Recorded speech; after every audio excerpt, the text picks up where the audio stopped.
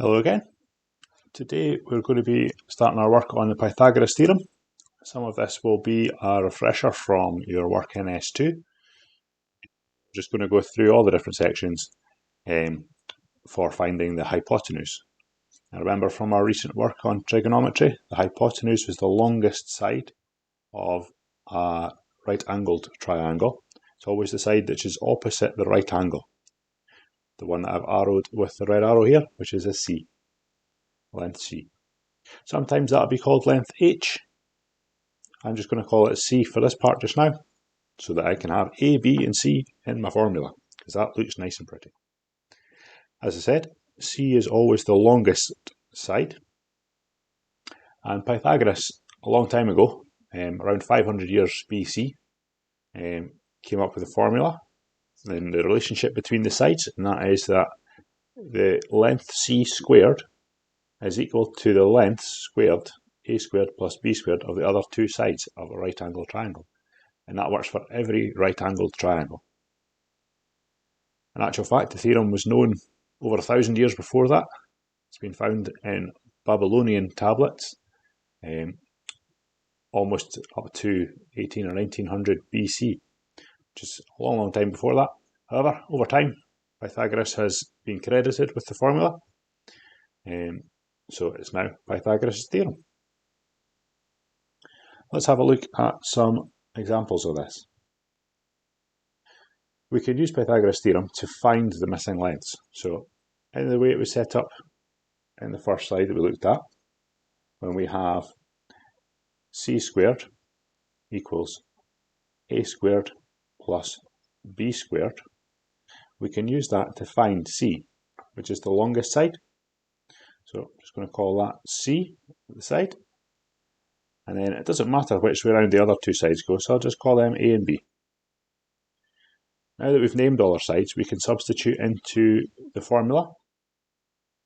So we have C squared, and A is 3, so that is 3 squared, plus B is 4, 4 squared. So C squared equals 9 plus 16, because 3 squared is 9 and 4 squared is 16. Add the two of those together, C squared equals 25.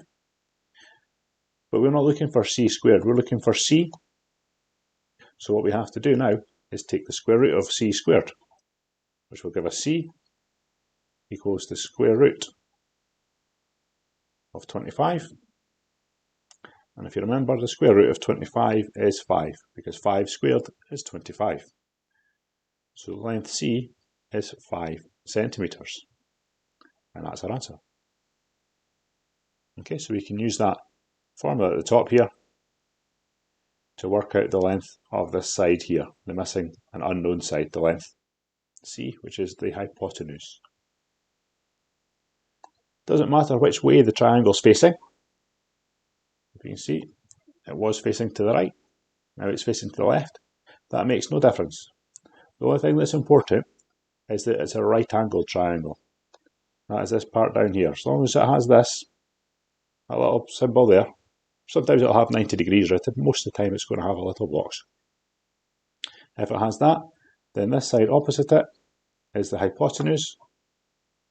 I'm going to call that H this time, because sometimes your question will give you that with all sorts of different letters or question marks or anything else to represent that we don't know what that value is, and you're going to be asked to find it out. So our formula still works the same way. We have a right angle triangle, so we have C squared equals A squared plus B squared.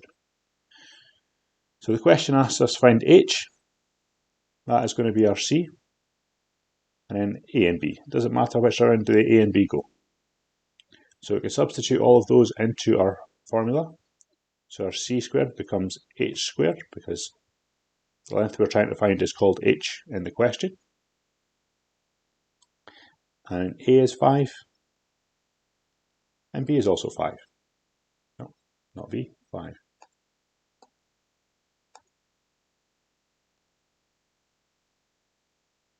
So H squared is 25, plus 25. H squared equals 50. Remember, we weren't asked for h squared, we're asked for h, so we have to take the square root. The square root of h squared is h, square root of 50. This is where you're going to start needing to use your calculator some more. So for all these Pythagoras theorem questions, you're okay to use your calculator.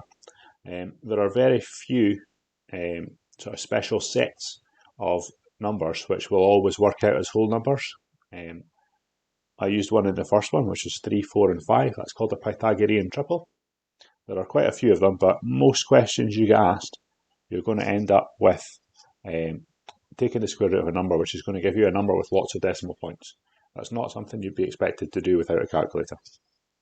This one, for example, once I put the square root of 50 into my calculator, comes out at 7.071, and then it goes on.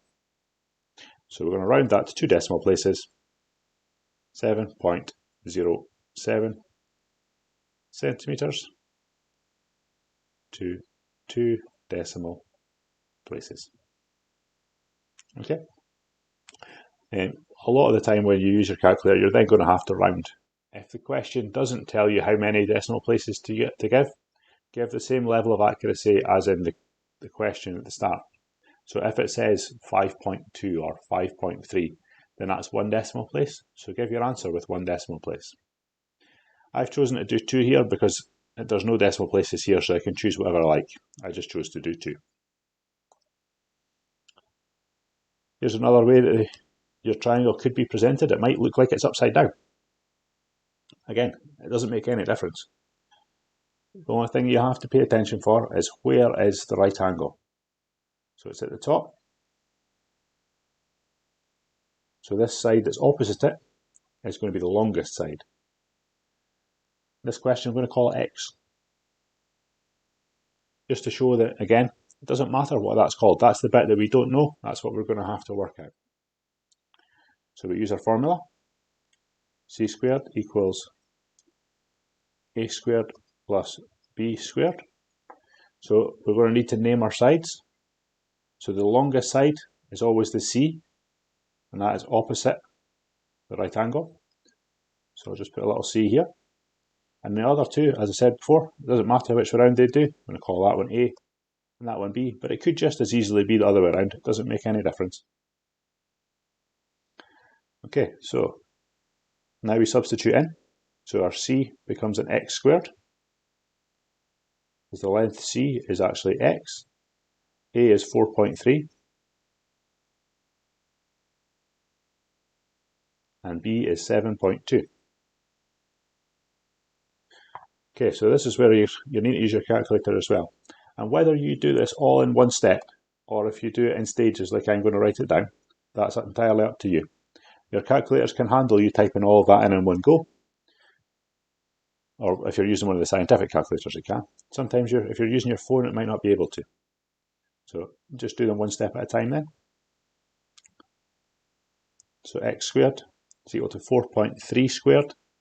When you put that into a calculator, that comes out at 18.49. And then we put 7.2 squared into a calculator. That comes out at 51.84.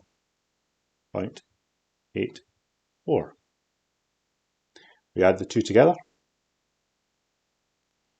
and that comes to 70.33. Okay, so but that is X squared, remember? So we have to take the square root. Square root of X squared is X, and then that is going to be the square root of 70.33. And you wouldn't want to try and do the square root of 70.33 without a calculator. It comes out at 8.386, and then lots of other numbers. So I'm going to round that to one decimal place because the question is given with one decimal place. So that rounds to 8.4 centimetres to one decimal place. Sometimes the question will tell you how many decimal places it wants in an answer. Other times it won't, and you'll have to just go with what you feel is appropriate.